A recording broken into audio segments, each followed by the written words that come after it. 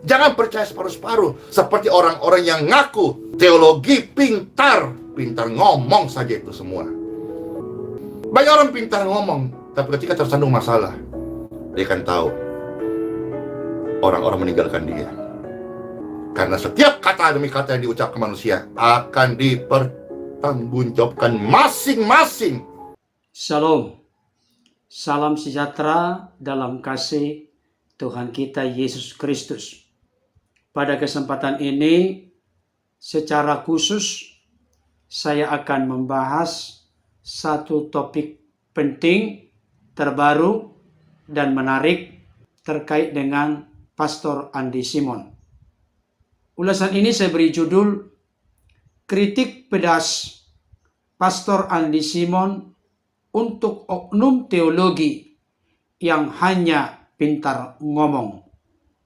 Sebelum saya lebih jauh untuk memberikan ulasan terkait dengan hal ini, saya mendorong Bapak Ibu Saudara untuk berkenan menyaksikan ulasan ini sampai tuntas. Hal ini menjadi penting. Yang pertama, supaya tidak menjadi salah mengerti apa yang saya bahas. Yang kedua, supaya memiliki pemahaman yang utuh dan lengkap. Dan yang ketiga, supaya Bapak Ibu Saudara dapat menemukan sebagai konklusi atau kesimpulan dari ulasan ini yang dapat kita terapkan dalam realita atau kenyataan hidup kita masing-masing. Bapak Ibu Saudara, pertama-tama tentunya saya akan menunjukkan kepada setiap kita terlebih dahulu pernyataan yang begitu pedas dan tegas dari hambanya Pastor Andi Simon. Selamat menyaksikan. Kita percaya kepada Dia, Bapa, Sang Pencipta, yang telah membangkitkan Yesus. Apakah saudara-saudara percaya? Amin. Yesus Kristus mati dan bangkit. Amin. Kita percaya. Maka percaya kita jangan separuh-separuh. Yang percaya ini, tapi yang bagian doa, yakin, iman, mujizat, kita nggak percaya. Kita mengatakan itu sudah tidak terjadi. Stop di buku Kisah Para Rasul. Sampai hari ini janji itu digenapi kalau engkau tidak bimbang. Kita percaya Dia yang telah membangkitkan Yesus, Tuhan kita, dari antara orang mati. Apakah engkau sudah berhenti percaya bahwa Yesus Kristus bangkit? Tuhan, saya percaya. Berarti kita juga harus percaya satu paket komplit bahwa oleh bilur-bilurnya Tuhan menyembuhkan sakit penyakit. Jangan percaya separuh-separuh seperti orang-orang yang ngaku teologi pintar ngomong saja itu semua. Kita sedang mau mempraktikkan iman. Banyak orang pintar ngomong, tapi ketika tersandung masalah, dia akan tahu orang-orang meninggalkan dia. Karena setiap kata demi kata yang diucapkan manusia akan dipertanggungjawabkan masing-masing suatu hari kelak, baik di hadapan manusia, hakim, pengadilan, maupun di hadapan Tuhan. Ayat 25, kita percaya Yesus bangkit. Yesus yang telah diserahkan karena pelanggaran kita dan dibangkitkan untuk pembenaran kita. Let's pray. Baik, Bapak Ibu Saudara yang dikasihi Tuhan, tadi kita sudah menyaksikan, menyimak, dan memperhatikan beberapa hal penting yang merupakan ulasan dan pernyataan dari hambanya Pastor Andi Simon. Beliau memberikan konfirmasi dan penegasan tentunya bertitik tolak dari dasar Alkitab bahwa percaya kepada Bapa yang membangkitkan Yesus dari antara orang mati merupakan sesuatu yang mutlak penting dan harus dimiliki oleh setiap manusia yang di dalamnya dia rindu untuk menikmati dan mengalami anugerah keselamatan. Kita tahu, kita yakin bahwa iman itu bukan usaha manusia, tapi juga adalah pemberian atau kasih karunia Allah. Namun kita jangan sampai lupa bahwa iman itu timbul atau muncul dari pendengaran dan pendengaran oleh firman Kristus. Demikian dikatakan oleh Rasul Paulus di dalam Roma pasal 10 ayat yang ke-17. Bapak Ibu Saudara dikasihi Tuhan, hambanya Pastor Andi Simon tadi memberikan penegasan bahwa percaya kita kepada Yesus sebagai Tuhan dan Juru Selamat yang mana telah datang ke tengah-tengah dunia ini, di mana dia mengalami kematian di kayu salib, bangkit pada hari yang ketiga, bahkan setelah itu menampakkan diri kepada murid-muridnya, kepada banyak orang selama 40 hari. Setelah itu Yesus kembali naik ke sorga dari mana sebelumnya Yesus berasal. Jangan sampai kita percaya setengah-setengah, tapi harus percaya penuh akan pribadinya, karyanya, dan kuasanya. Dan ini merupakan sesuatu yang tidak boleh ditawar sebenarnya. Kenapa saya katakan demikian Bapak Ibu Saudara? Karena kita yakin dan percaya bahwa kuasa Yesus, pribadi Yesus, karya Yesus memang yang pertama-tama dan utama telah tuntas. Itu sebabnya Yesus berkata di kayu salib, sudah selesai. Karya penebusannya bagi manusia sudah selesai di kayu salib. Tetapi kuasanya, khasiatnya, manfaatnya, pengaruhnya masih tetap terjadi sampai saat ini. Itu sebabnya mari kita percaya bukan dengan setengah hati, bukan dengan separuh-separuh, tetapi dengan sepenuh hati akan seluruh karya kuasa dari Yesus Kristus sendiri. Saudara dikasihi Tuhan, ada banyak orang percaya akan firman yang bisa menyucikan, menguduskan, menyempurnakan, membangun, menguatkan, dan lain sebagainya. Ada banyak orang percaya akan kuasa doa. Tetapi ketika sudah masuk seperti dikatakan hambanya Pastor Andi Simon, terkait dengan mujizat, ada orang-orang tertentu dan yang sangat disayangkan, itu dari kalangan akademisi atau teolog, bahkan sebagai seorang hamba Tuhan atau pendeta. Tetapi kelihatannya sedemikian rupa membangun argumentasi, membangun alasan-alasan, dan itu diakui bertitik tolak dari firman Tuhan yang menunjukkan tanda petik keraguan akan mujizat Tuhan tidak lagi berlaku sekarang ini. Percayakan mujizat?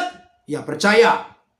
Orang-orang tertentu yang suka membuat serangan argumentasi kepada Pastor Andi Simon dan juga kepada hamba-hamba Tuhan, pastor, pendeta, penatua, gembala yang masih percaya adanya mujizat real dan nyata sampai saat ini. Di mana mereka berkata percaya mujizat, tetapi di sisi lain meragukan mujizat yang sedang dikerjakan atau dilakukan oleh Tuhan melalui para hambanya. Saudara dikasihi Tuhan, mereka memberikan argumentasi bahwa di perjanjian lama ada mujizat palsu, di perjanjian baru ada mujizat palsu, dan itulah yang diserang atau dilawan oleh para nabi dan juga termasuk oleh para rasul. Saya setuju dengan pendapat itu, tapi mereka menilainya dari satu sudut. Ada mujizat palsu. Pertanyaannya, adakah mujizat asli? Tentu ada. Nabi juga melakukan mujizat seperti Nabi Elia, Nabi Elisa. Bahkan Musa dalam sepanjang kepemimpinannya banyak sekali melakukan mujizat oleh kuasa Tuhan. Demikian juga para rasul. sekalipun tidak semuanya. Misalnya, Petrus melakukan mujizat. Paulus melakukan mujizat. Berarti dari sini kita harus selektif dan hati-hati bahwa memang sebenarnya dan sesungguhnya realita kenyataannya ada mujizat palsu, tetapi jangan lupa, jangan hanya fokus menyoroti mujizat palsunya, tetapi ada juga mujizat yang asli, mujizat yang murni, mujizat yang benar yang dikerjakan oleh Tuhan melalui alat hamba budak jongos dulosnya. Salah satu di antaranya adalah hambanya Pastor Andi Simon. Jadi jangan sampai kita hanya percaya di satu sisi, di sisi lain tidak percaya. Dan saya perlu tunjukkan kepada kita, kuasa Yesus tidak pernah berubah dahulu, sekarang, sampai selama-lamanya. Saya sangat suka dengan Ibrani 13 ayat 8 yang memberikan penegasan. Yesus Kristus tetap sama baik kemarin maupun hari ini dan selama-lamanya. Saya sangat yakin dan percaya yang tetap sama itu bukan sekedar pribadi Yesus Kristus, tetapi di dalamnya juga termasuk kesetiaannya, kebaikannya, kuasanya, mujizatnya, perbuatannya yang besar. Dan ini sangat klop dengan apa yang sudah disampaikan oleh Yesus kepada para murid kurang lebih 2000 tahun yang lalu, yang tertulis dalam Yohanes 14 ayat 12. Barang siapa percaya kepadaku, ia akan melakukan pekerjaan-pekerjaan yang aku lakukan, bahkan pekerjaan-pekerjaan yang lebih besar daripada itu, sebab aku pergi kepada Bapa.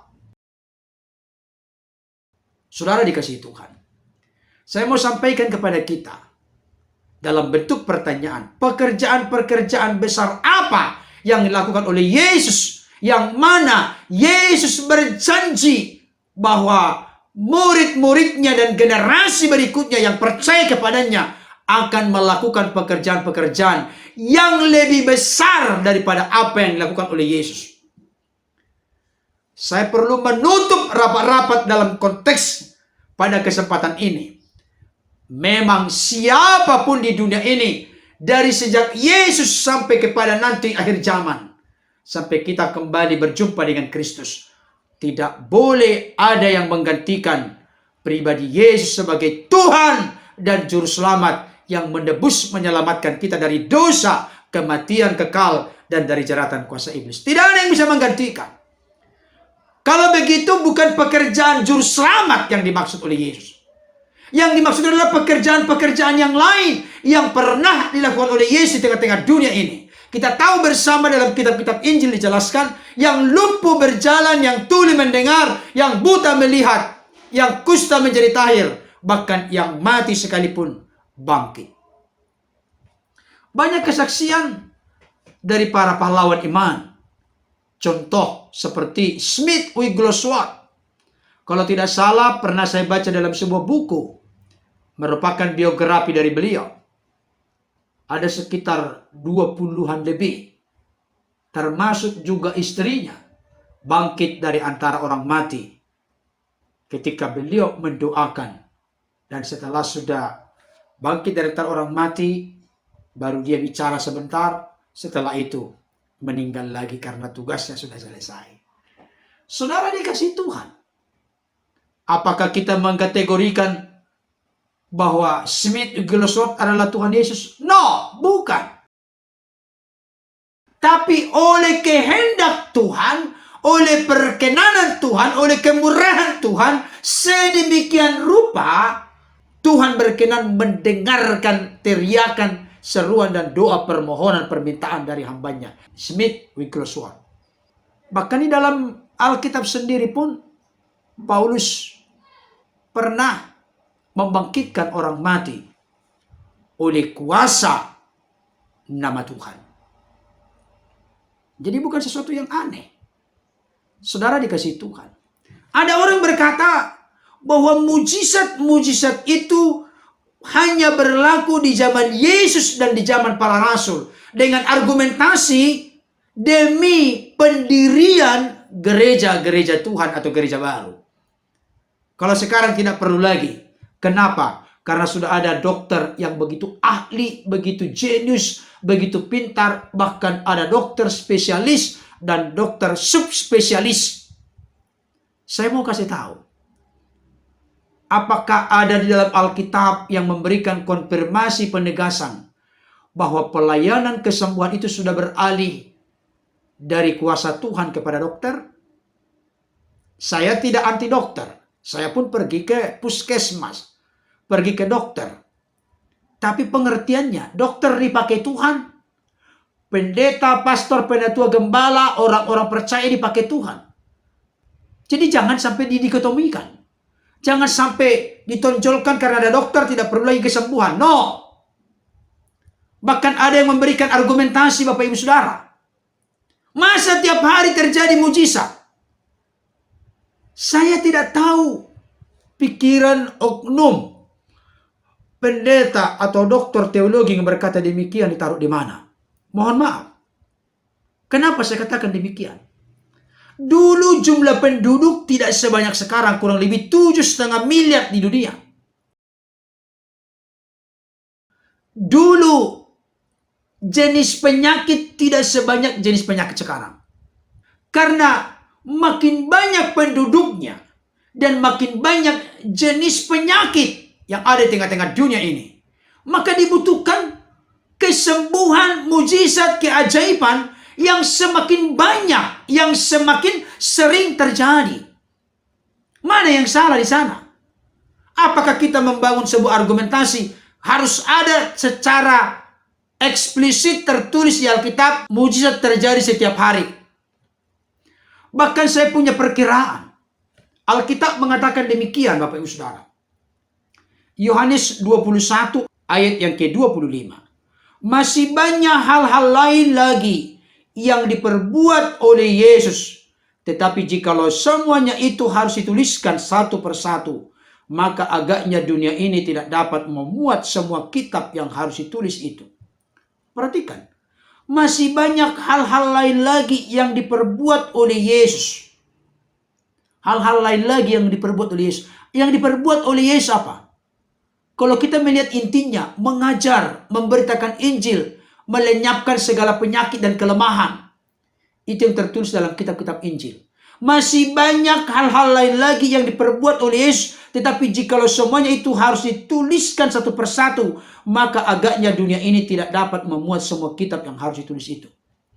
Dari sini secara implisit, tidak secara eksplisit, bisa memberikan indikasi petunjuk bahwa Yesus bisa saja setiap hari melakukan mujizat. Karena banyak yang belum dicatat. Bahkan di dalam Yohanes 20 ayat 30 sampai 31 dikatakan demikian. Memang masih banyak tanda lain yang dibuat Yesus di depan mata murid-muridnya yang tidak tercatat dalam kitab ini. Tetapi semua yang tercantum di sini telah dicatat supaya kamu percaya bahwa Yesuslah Mesias Anak Allah dan supaya kamu oleh imanmu memperoleh hidup dalam namanya.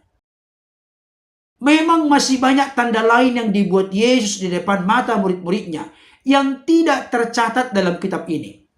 Coba kita terbuka hati pikiran kita tentang firman ini. Berarti masih banyak tanda-tanda lain, perbuatan-perbuatan Yesus yang tidak dicatat di sini. Karena memang maksud tujuan penulisan Alkitab bukan untuk menuliskan secara komplit dan lengkap mujizat-mujizat. Apa yang sudah tertulis di sini oleh ilham Roh Kudus, oleh penerangan Roh Kudus sudah cukup. Karena sentralnya memang adalah berita keselamatan di dalam Kristus. Tetapi tidak boleh menafikan pekerjaan-pekerjaan Yesus yang lain. Saudara dikasihi Tuhan. Pastor Rani Simon kembali menegaskan begini. Kita harus percaya satu paket komplit. Kalau saudara dan saya, kita semua percaya Yesus telah mati dan bangkit dari antara orang mati. Apakah sampai saat ini kita percaya dengan hal itu? Apakah besok kita tetap percaya akan hal itu? Apakah selama kita hidup kita percaya akan hal itu? Tentu yes, tentu iya. Kalau kita percaya berarti jangan hanya percaya Yesus sebagai Tuhan Juru Selamat. Jangan hanya percaya Yesus sebagai Sang Penyelamat. Tapi saya kasih tahu dengan tegas melalui pemberitaan ini. Memang yang pertama-tama dan yang utama adalah keselamatan hidup yang kekal di dalam Kristus. Apa argumentasi saya mengatakan demikian? Saya tidak pernah memang menemukan di dalam Alkitab seseorang yang sakit sembuh, malaikat di surga bersorak-sorai. Tidak. Tapi jika satu orang di dunia ini bertobat, menerima Yesus sebagai Tuhan Juru Selamat, maka malaikat di surga bersorak-sorai. Tetapi jangan lupa, apa yang dilakukan oleh Yesus perlu kita contoh, tiru, dan teladani. Yesus menyembuhkan atas otoritas dari dirinya. Tapi saudara dan saya dipakai oleh Tuhan di dalam kuasa nama Yesus untuk menghadirkan mujizat dan kuasanya kepada orang-orang lain. Bahkan termasuk kepada diri kita sendiri. Saudara dikasihi Tuhan, kita harus percaya satu paket komplit. Dan saya tunjukkan kepada kita di dalam Matius pasal 8 ayat 17 dikatakan demikian. Hal itu terjadi supaya genaplah firman yang disampaikan oleh Nabi Yesaya. Dialah yang memikul kelemahan kita dan menanggung penyakit kita. Dalam konteks ini, kita melihat dari ayat sebelumnya, Yesus tiba di rumah Petrus. Dan ternyata mertuanya sedang sakit demam. Yesus pun memegang tangan perempuan itu. Akhirnya lenyaplah sakit demamnya. Dan setelah itu, menjelang malam dibawalah kepada Yesus banyak orang yang kerasukan setan. Dan dengan sepatah kata Yesus mengusir roh itu dan menyembuhkan orang-orang menderita sakit. Hal itu terjadi. Kesembuhan mertua Petrus terjadi. Kesembuhan banyak orang yang sakit terjadi. Bahkan lepas dari kerasukan setan-setan terjadi. Hal itu semua terjadi supaya genaplah apa yang disampaikan oleh Nabi Yesaya. Yesuslah yang memikul kelemahan kita dan menanggung penyakit kita. Perhatikan, memikul kelemahan kita. Apa kelemahan manusia? Salah satu di antaranya adalah kelemahan ketidakberdayaan dalam mengatasi dosa. Dalam menyelamatkan diri dari dosa. Itu sebabnya Yesus sang firman nuzul turun menjadi manusia. Mati di kayu salib untuk menebus kita dari dosa, kematian kekal, dan dari jeratan kuasa iblis. Dialah yang memikul kelemahan kita. Dialah yang menanggung penyakit kita. Penyakit kita ditanggung oleh Yesus. Memang dalam konteks Matius 8 ayat 17 Yesus belum mengalami kematian. Tapi nantikan akhirnya puncaknya Yesus dibawa ke Bukit Golgota, tempat tengkorak, dan di sana disalibkan bersama dengan para penjahat di sebelah kiri dan kanannya. Dia mati di kayu salib. Dia berkata sudah selesai. Dia berkata, ya Bapa, ke dalam tanganmu kuserahkan nyawaku. Saudara dikasihi Tuhan, saya mau tunjukkan kepada kita, tidak kebetulan tetapi adalah ilham dan tuntunan Roh Kudus. Seorang murid Yesus yang sangat vokal bernama Simon Petrus. Dikatakan dalam 1 Petrus 2 ayat yang ke-24. Dikatakan demikian. Ia sendiri telah memikul dosa kita di dalam tubuhnya di kayu salib. Perhatikan. Memikul dosa kita di dalam tubuhnya di kayu salib. Dia pikul dosa kita. Dia tebus kita. Dia selamatkan kita. Dia damaikan kita dengan Bapa. Dia benarkan kita. Saya ulangi sekali lagi. Ia sendiri telah memikul dosa kita di dalam tubuhnya di kayu salib. Supaya kita yang telah mati terhadap dosa, hidup untuk kebenaran. Oleh bilur-bilurnya kamu telah sembuh. Perhatikan. Ini konteks di kayu salib. Dia memikul dosa kita di kayu salib. Supaya kita yang telah mati terhadap dosa, akhirnya kita hidup untuk kebenaran. Oleh bilur-bilurnya kamu telah sembuh. Artinya, karya Yesus di kayu salib tidak bisa dipisahkan seperti dua sisi mata uang atau koin. Yesus mati di kayu salib untuk menjadi juru selamat bagi kita.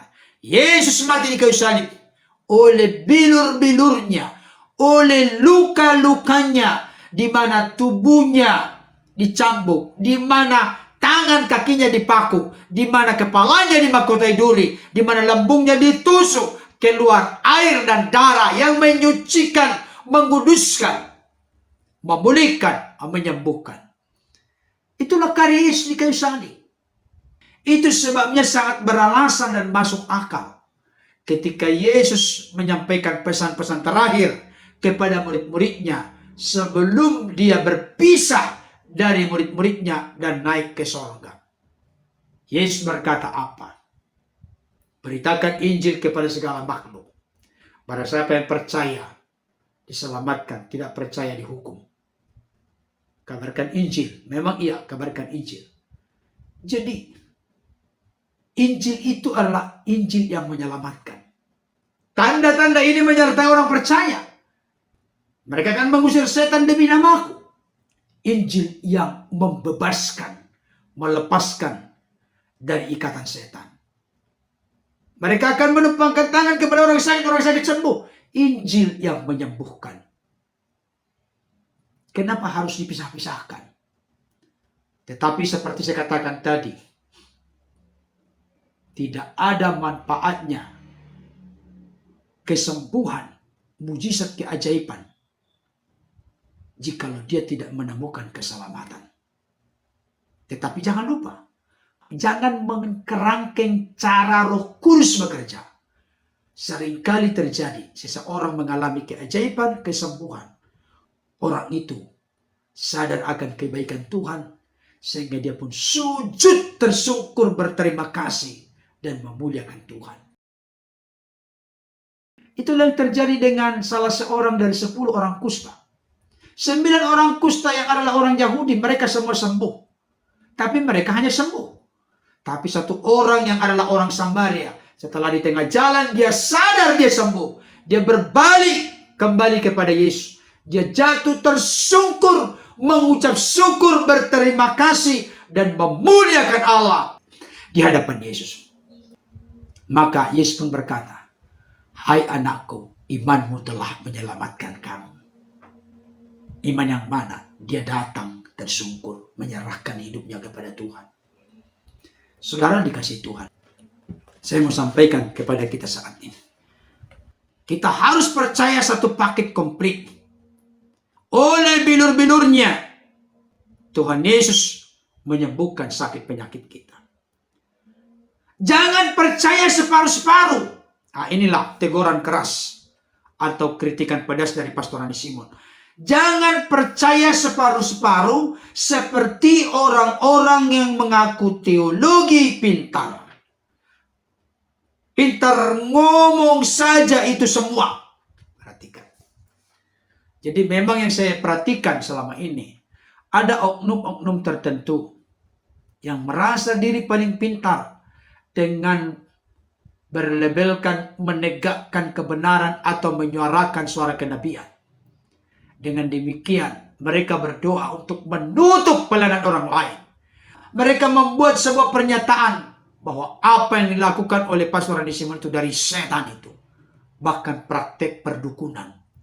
Sangat luar biasa, Bapak Ibu Saudara. Tapi saya mau sampaikan kepada kita. Ada yang berkata, tong kosong nyaring bunyinya. Orang banyak bicara tapi tidak ada bobot sama sekali. Dan memang sangat memprihatinkan. Orang sering berkata, gak apa-apa yang menonton sedikit, yang penting menyuarakan kebenaran. Di satu sisi sih kelihatan ada benarnya ya. Kenapa? Saya perlu sampaikan. Yeremia, seorang nabi besar yang sangat dikasihi, disayangi oleh Tuhan. Selama 40 tahun bersuara, berkuar-kuar, menyuarakan kebenaran, satu orang pun tidak ada yang bertobat. Tapi pertanyaan saya, apakah orang-orang yang merasa diri pintar teologi ini, hanya pintar bicara, pintar ngomong mereka, Mereka mau mengidentikan dirinya seperti Yeremia di akhir zaman ini. Ini menjadi sebuah pertanyaan besar. Benarkah demikian? Saya mau kasih tahu. Ketika yang menonton ulasan pembahasannya sangat sedikit padahal dia punya nama besar, perlu dipertanyakan. Jangan-jangan hanya menyebar hal-hal yang tidak mengenakan, sehingga orang tidak simpati, orang tidak mensupport, orang tidak mendukung. Tapi coba lihat, Pastor Andi Simon dengan kepolosan, kerendahan hati, dan keramahan, bahkan sangat bersahaja. Beliau sering mengaku, saya bukan orang pintar, punya IQ tinggi, seperti orang-orang merasa diri hebat itu. Tetapi apa yang kudapat dari hasil hubunganku dengan Tuhan, itu kubagikan, ku-share. Karena aku sedang membagikan kehidupan Yesus yang kualami, kubagikan kepada orang lain. Itulah yang dilakukan oleh Pastor Andi Simon. Beliau punya komitmen dalam doa pribadinya atau doa timnya sebelum mengadakan live jam 5 pagi. Hidupnya sudah merambah kemana-mana, sudah menjadi berkat. Bahkan channel Pastor Andi Simon TV sudah 616.000 kurang lebih viewernya atau pelanggannya. Luar biasa sekali. Saudara dikasihi Tuhan, marilah kita jangan hanya pintar bicara, jangan hanya berkedok di belakang menegakkan kebenaran, padahal sebenarnya kita sedang mencampuri urusan pelayanan orang lain. Ada orang mengatakan sesat. Sesatnya di mana? Siapa yang disesatkan? Dalam hal apa disesatkan? Siapa yang dirugikan? Bahkan yang sedang diproses sekarang ini, saudara kita Patrick Smith, oleh karena lontaran kata-katanya atau mungkin thumbnail yang tidak tepat, tidak sesuai. Saudara dikasih Tuhan, perlu saya sampaikan kepada setiap kita, apa yang ditabur orang, itu juga yang akan dituainya. Oleh karena itu, mari kita berhati-hati membuat pernyataan, sehingga kita tidak menabur angin, akhirnya kita menuai badai. Saya teringat dengan apa yang disampaikan oleh Rasul Paulus kepada jemaat Galatia. Jangan sesat, Allah tidak bisa dipermainkan. Sebab apa yang ditabur orang itu juga akan dituainya. Galatia 6 ayat 7. Bahkan hambanya Pastor Andi Simon mengatakan begini. Banyak orang pintar ngomong, tetapi ketika tersandung masalah, dia akan tahu bahwa orang-orang akan meninggalkan dia. Perhatikan. Jadi begini, cara berpikirnya begini. Jangan sampai kita tersangkut dengan hukum oleh karena kesombongan kita, oleh karena keangkuhan kita, oleh karena tinggi hati dan kecongkakan kita. Jangan sampai kita tersangkut hukum oleh karena merasa diri paling benar, tanpa etika, tanpa sopan santun, tanpa batas kita menyuarakan apa yang menjadi selera seenak udel kita. Jangan lupa kita dibatasi oleh hukum yang berlaku di negara ini. Oleh karena itu jangan sembarangan membuat pernyataan yang sampai menyerang pribadi orang. Kalau selama itu terkait dengan fokus meluruskan ajaran, karena menurut Anda mungkin itu yang benar, menurut yang lain bukan itu yang benar, silahkan saja. Tapi jangan sampai mengucapkan hal-hal yang tidak sepantasnya, tidak sepatutnya. Mari kita punya etika bersama. Pastor Andi Simon kembali melanjutkan, karena setiap kata yang diucapkan oleh manusia akan dipertanggungjawabkan masing-masing suatu hari kelak, baik di hadapan manusia, di hadapan hakim atau pengadilan dunia, maupun di hadapan Tuhan. Oleh karena itu, sebagai bagian kesimpulan terakhir, saya mau sampaikan di dalam beberapa ayat penting. Yang pertama, Efesus pasal yang keempat ayat 29 berkata begini.